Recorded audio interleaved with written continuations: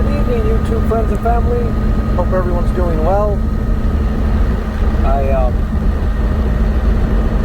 am heading from Louisiana to Sacramento, California. I have food grade paper in the back of the trailer.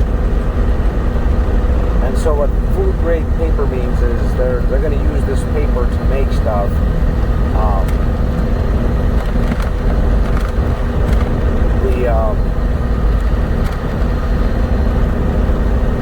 The box that holds your hamburger at the burger joints and the box that holds the fries. The company I'm taking this to, that's what they do with it. And so obviously the paper has to be to a certain grade.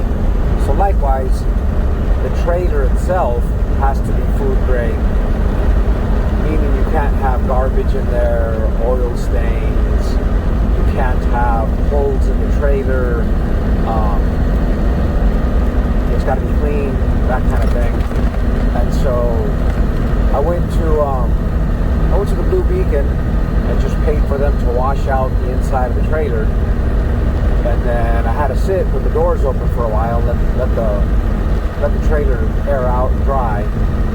Honestly, it beats having to sweep the thing out.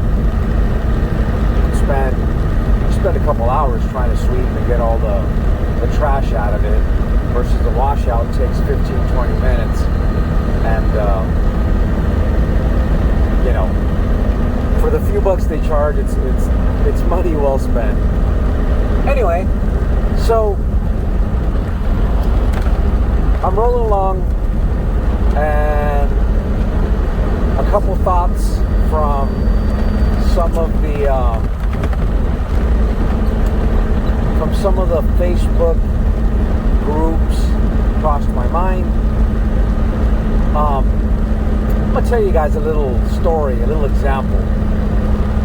In my 20s, somebody gave me a gift for a birthday. It was a birthday gift, and it was to go out to the Mojave Desert, jump in a plane,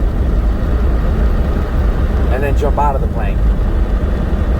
And I gotta tell you guys, it was the craziest adrenaline rush I had ever had up until that point. And it was a blast. I kind of got addicted. For a while that I started going up there, I don't know, at least once a month. It wasn't that expensive, to be honest with you. It was probably a bigger chore to drive there. And this buddy that gave me the certificate, he was pretty avid. He went a lot. And so I want to share kind of what went on in there, and then it'll make sense. So when we get there, along with the usual paperwork, sign your life away, we're not responsible if you have a heart attack and die, that's not our fault. Once we were past all that, we went through some instruction. Discussed how we're going to communicate, what the process is going to be, what's the go, no-go signs, and, just a variety of different procedures we went over. I guess that's what you could call it. So that we had a game plan. And everything was set up so that the couple minutes you spend drifting towards Earth, hang time as they call it, was spent enjoying that and not stressing out over how to communicate back and forth. And so a thing that I want you guys to take into account here is the moment it was a tandem jump, by the way. It wasn't a solo for me. I hooked on, there were loops like right here, they hooked on to the instructor, which went with me. And so all we really needed to communicate were some hand signals. And I didn't jump alone, is what I'm trying to say. So from the moment we left the plane to the moment we hit the ground, there was no more planning. Everything had already been discussed, and there was a plan of action. And any question that I had would have already been answered. And so the point here is, you guys go out and buy a truck and activate an authority. That's not the time to ask, what's the market like? What kind of profit are you guys making? You've already jumped out of the plane. And you should already have a really good idea of how much money you're expecting to gross, what your expenses should be, and what you're hoping to net. If your authority goes active this week and you're still asking questions, you jumped out of that plane before you had a game plan. It's unfathomable to me the way people are doing this thing. And as I read the comments, it just amazes me. And I mean, and I get it. You know, people get excited. They see some YouTube channel and someone that just went into business 90 days ago, all of a sudden they're selling books on how to start a hotshot business or a box truck business or a trucking business, and they're industry experts now. They haven't done a tax return yet, and so they don't even know if they're actually making money yet. They think they're making money because QuickBooks tells them they're profiting, but what QuickBooks doesn't take into account is when it comes time to pay your income tax, you're probably going to take that from the business. And so with that being said, you really don't know what your net is, and you really don't know where you stand. You're probably going to run for a couple years before you really get the right balance. You know, in my case, you know, business kind of exploded on me, and we had a very strong year. This is typical for oil field. We had a very strong year. Don't remember if that was the year we did 12 million or if it was the year we did 14 million, but that was what we grossed. And then we lost a very big contract at a time when the oil field was down. And when I say oil field was down, we became the busiest company in town. I had people knocking on our door every single day, either wanting to lease on with us or drivers wanting to come work for us. And so the scenario was such that come the following year, when it was time to pay taxes, taxes wiped us out.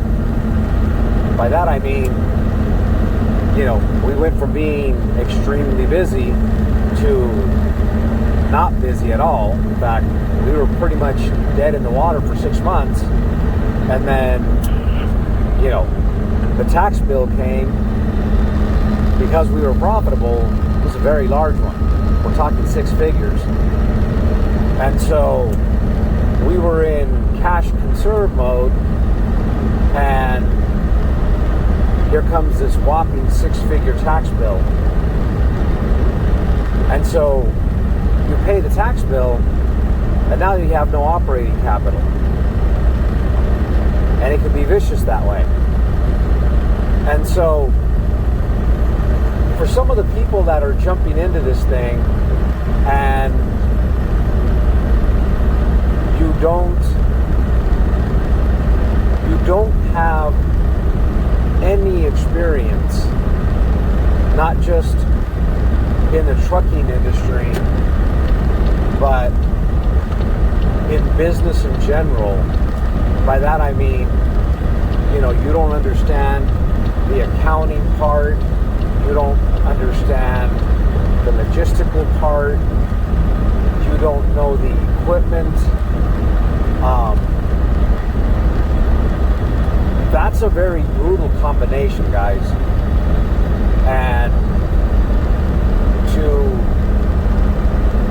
go out and buy equipment when you really don't understand it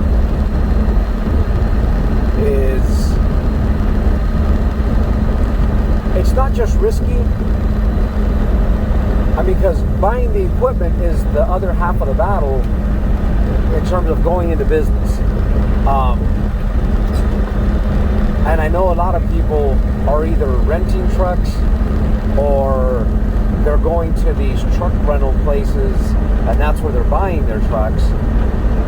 And so for the most part, yeah, the truck rental place, set up their trucks a specific way. But if you don't know anything about the trucks, and I'll give you, for example, an international truck, they're built pretty tough. I mean, they're solid, strong trucks. But if you take their engine, the max force, it's very problematic with its emissions. And some of you guys that have been around the industry for a while right now are shaking your heads and saying, you don't know what you're talking about. That Detroit engine, the international engine, is the old DT466E that used to be in a tractor, and it's one of the best engines ever built. It was one of the best engines ever built. If you can get your hands on an older DT466E,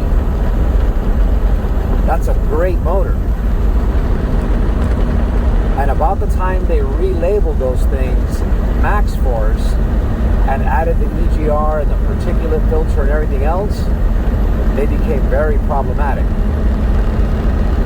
And now you're thinking to yourself, well, but I'm buying it from Enterprise or whoever, and I'm sure they fixed all that.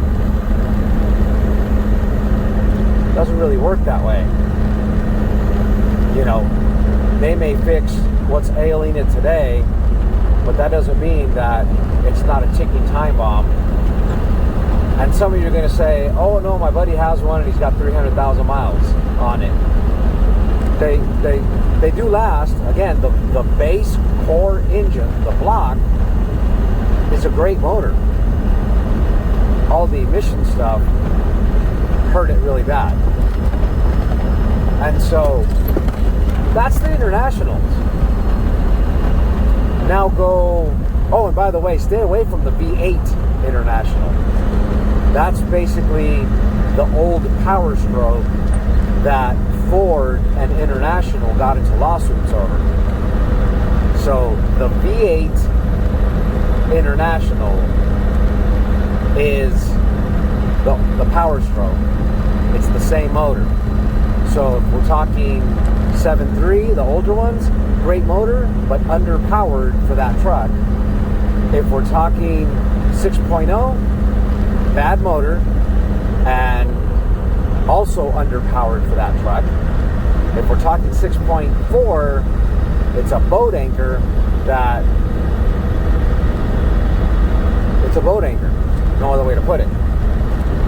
And so if you go out and get yourself a Freightliner, one of the M2s or whatever they call them, and you get yourself a Cummins motor in it, you'll kind of have two options. You'll have the 8.2, which is a great little motor, torquey, plenty of horsepower, or you'll get the 6.7. which the 6.7 is the same motor that's in the pickup trucks and in the Rams, but they detune them. Some people will say, well, that's fine, it's still a great little motor. Okay, just be aware, if you get yourself a 2019 or a 2020, they got that CP4 that Cummins can't keep in stock because so many of them are failing. And the Fords are having that problem too. Same CP4 pump. The same manufacturer makes pumps for both, is what I'm trying to say. And those are the better engine options for Freightliner. Freightliner also comes with the Mercedes engine. You want to spend a lot of money, go buy that that Mercedes motor. That's a problem child with serious problems, and all of them are expensive. And again, someone's going to comment, oh, my buddy has one and he's got 400,000 miles on it. It does happen. Bad motors do survive. I'm not saying every single one is going to go bad. We're just talking about on average. What's going to happen? They fail. They're problematic. You struggle with them. And that's just the box truck. We're not even talking about, the big rigs. So jump into a big rig and people go out and buy a ProStar, which is one of the most flimsily built trucks on the market, and they buy it with a Max Force 13, another boat anchor. And so, yeah, try doing a head on one of those, by the way. And so, that's another problem child.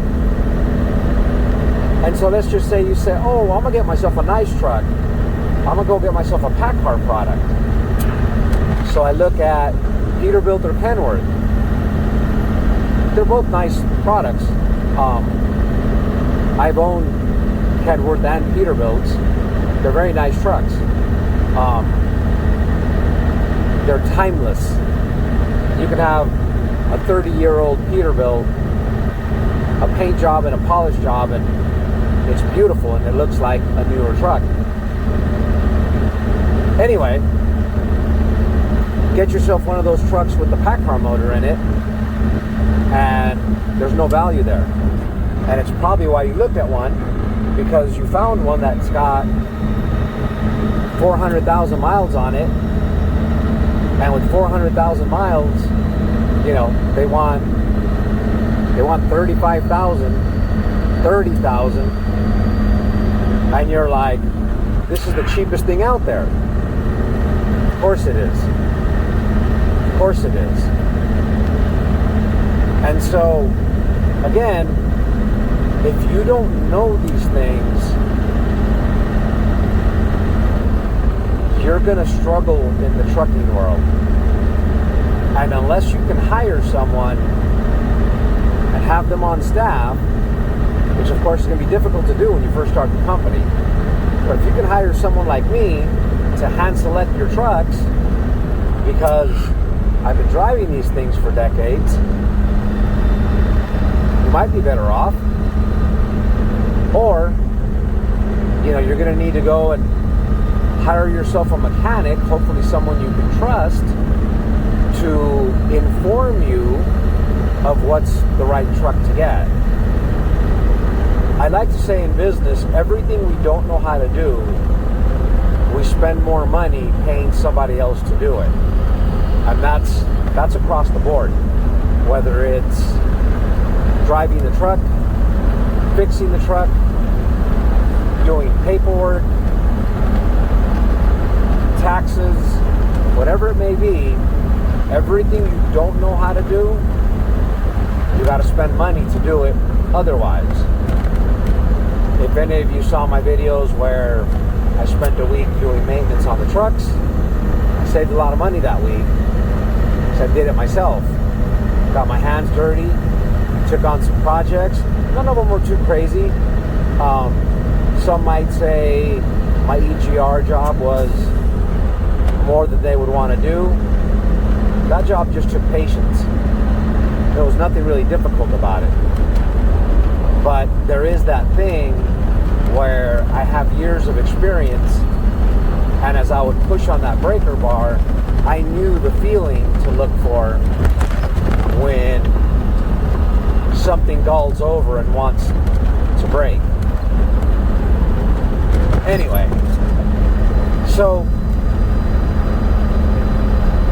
in the groups, it seems like lately I'm reading a lot of comments where people are saying, I just got my authority, or I just purchased my truck. And then they ask a question that I think they should have known the answer to before they made the investment. I was very fortunate in my younger years. I worked for 2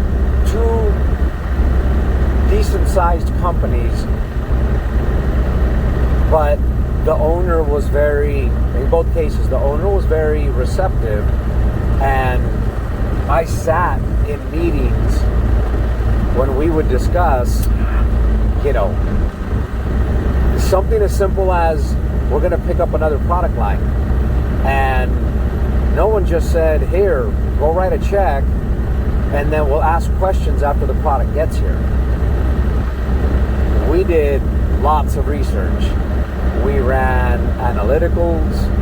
We broke down payment factors. We did a variety of things to ensure that the owner's investment was going to be a fruitful one. And that's that we were spending other people's money. We were buying equipment with someone else's money. I find it very difficult to believe how many people will go out and buy equipment, pay for insurance to activate their authority, and they don't even know if they have a market. And this is happening just in the last few days. Now, mind you, if you have followed any of the groups regarding Amazon, you know this is their slow time of year. Everybody knows it. And so you're going to go make an investment to run cheap rates in a market that's drying up at a time when it's slow. I just find that really hard to fathom someone doing that. And like I say, maybe I'm just fortunate. I mean, I know I'm fortunate in that a couple of my employers put me in a position of trust and confidence, and I got to sit in on meetings where stuff like this was discussed, and we're talking millions of dollars of investment. We're not talking, someone's going to write a $15,000 check to go buy, whatever. We're talking, the company was going to go into debt. They were going to have to put, a sizable down payment down, and then, $40,000, $50,000 a month payments for the next 4 years. And so we would have these discussions, and we'd discuss everything from marketing, a backup marketing plan. In other words, what's a sub-market that we could move the equipment to in the event that our idea doesn't work as well as we thought. We would do market analyticals, how much of this equipment is out there being rented, how much of that market share did we think we could corner, what was going to be our overall utilization factor. These were all things that management, upper management, the owners, they wanted answers to. And that was kind of on us to bring all this to the table. Myself from a sales standpoint, we had to figure out what kind of revenue, what we were going to rent it for, what the utilization was going to be. Other people from other departments came up with, maintenance costs, depreciation schedules, and so on. And so multiple meetings would go on before we would move forward with a program like this. And it kind of shocks me that people go out and, purchase a box truck or a semi-truck. It doesn't matter. I know I seem to be picking on the box truck guys. I'm really not trying to do that. What I try to do, guys, is open your eyes to what's in front of you, what's coming. You're going to jump into the lion's den, and if you jump into the lion's den with an open wound, you're already jumping in a bad situation, right? And so I share what I can in hopes that you guys do more research. Be inquisitive. I know on a lot of the groups, and I just did it the other day, in a lot of the groups, people tend to make fun, poke. Someone asked what the market was like, and I said it was great if you don't mind losing money. Maybe I could have been a little more constructive there, but it struck me as odd that this person said their authority was about to go active and they have no idea what the market's like. Really? Going back to the place I was employed before, we knew what our market was like. And everyone watching this video should know that this is the time of year where Amazon's not that busy. And so if this is the time of year that you plan on starting, you should not be planning on starting with Amazon. Start somewhere else. Start reaching out to brokers, dispatch services, find other work. And then when Amazon kicks in, create a blend between the two where you're getting Amazon's better rates on top of getting your... Oh, excuse me. Oh, sorry guys. So get Amazon's better rate on top of the fact that you're already building another market. And most definitely, I would look at my local market, especially with box trucks, and see what's there so that Amazon excluded, can you survive? In other words, if it doesn't work out with Amazon for whatever reason, you have another place to generate revenue. These are just my opinions, guys. I did on the last video notice a whole lot more comments. I do appreciate that. I dig it. And guys, you're not going to hurt my feelings if you don't agree with my views. A couple people kind of made comments that, I'm not exactly 100% accurate in some of my statements. I say I know I'm not 100% accurate, and you're not going to offend me. Honestly, guys, if you have other opinions, other knowledge that I'm not aware of, share it. And if you convince me, I'll definitely agree that I'm wrong there. And the idea is to share this with my viewers so that they can get their best information and make the best decision for their lives and, up and coming business. And so, this isn't about an ego thing. And if you ruffle my feathers, I'm going to be all bent out of shape. It's not the idea. I've been wrong before, and I'm probably going to be wrong again.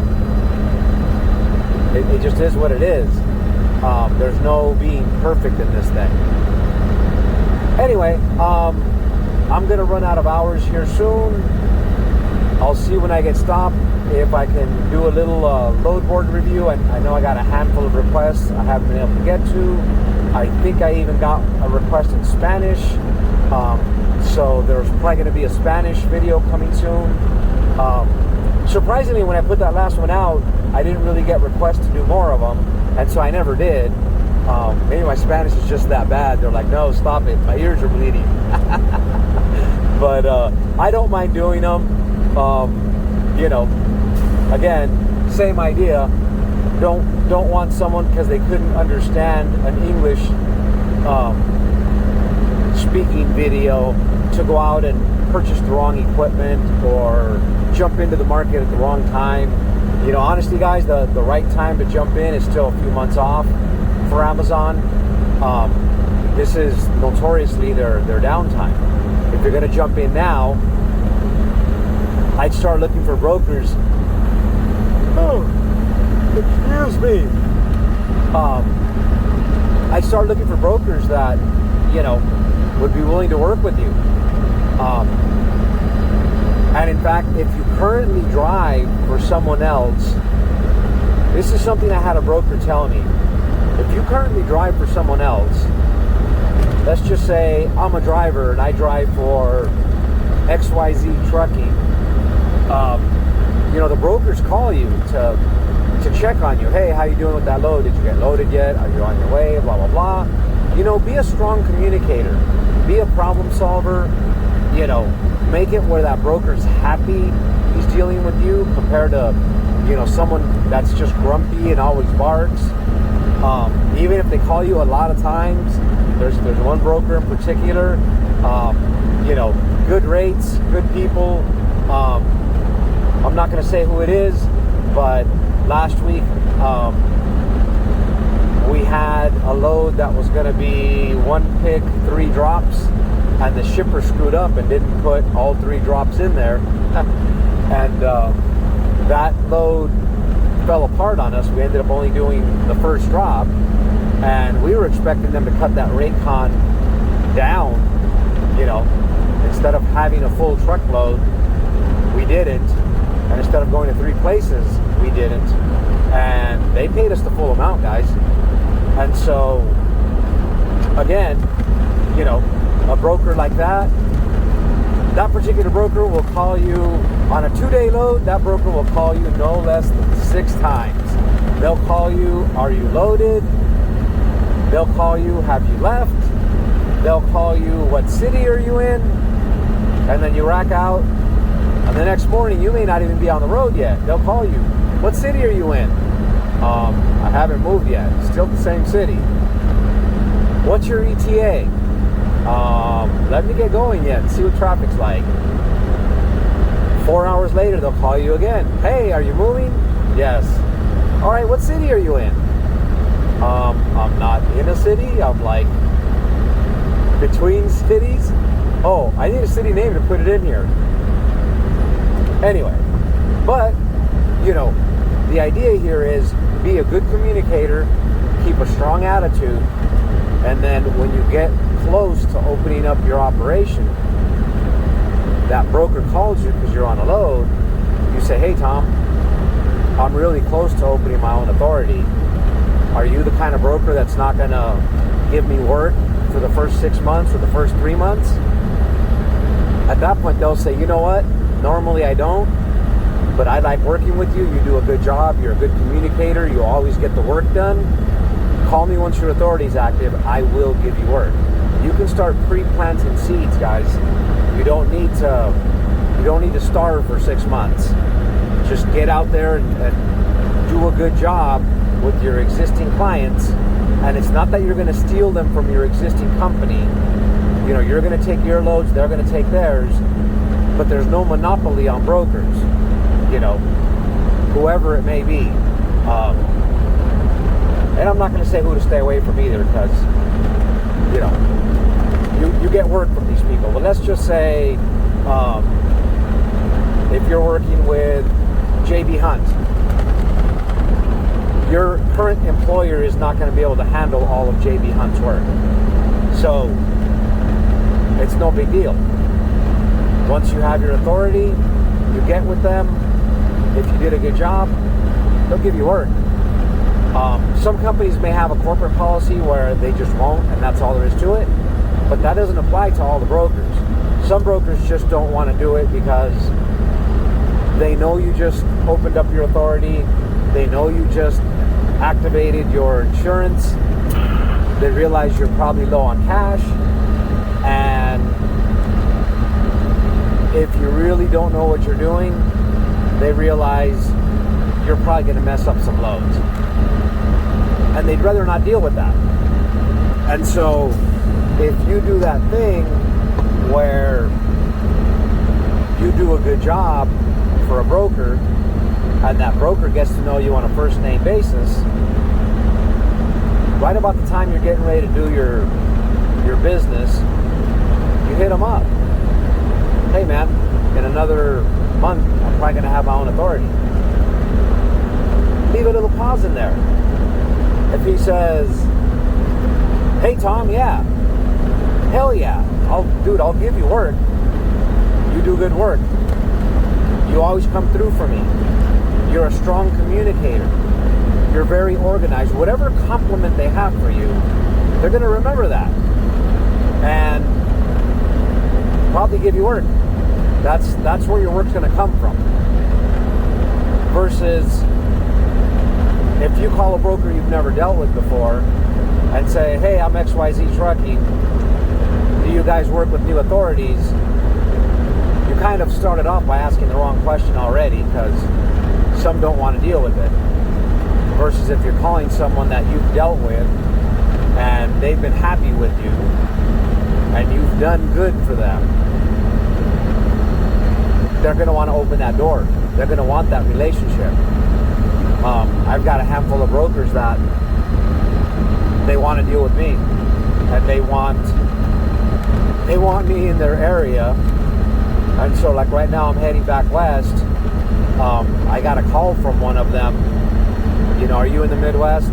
No, I'm heading to the West Coast. All right, you need to get back out here. I got work for you. I got work coming in regularly. Next time you leave California, come my way. Let me know when you're on your way. Can't beat that. You know, the guy, I don't know if he knows I'm the owner or not, but I'm pretty sure, you know, this guy has held $5 a mile loads for me. Called me on a Tuesday asking me when I'd be available. He held that load till Wednesday. Why? He knows I get it done. If there's a problem, he knows I'll pick up the phone and communicate with them. This is a problem. Anyway, I've rambled on long enough, guys. To be honest, you heard the yawns. I'm kind of tired. I'm almost out of hours, and I think making a video is helping me stay awake. But anyways, as always, thanks for watching. And if you're about to start up in this business, I do wish you good luck. Do lots of research. Lots and lots of research. Anyways, thanks again.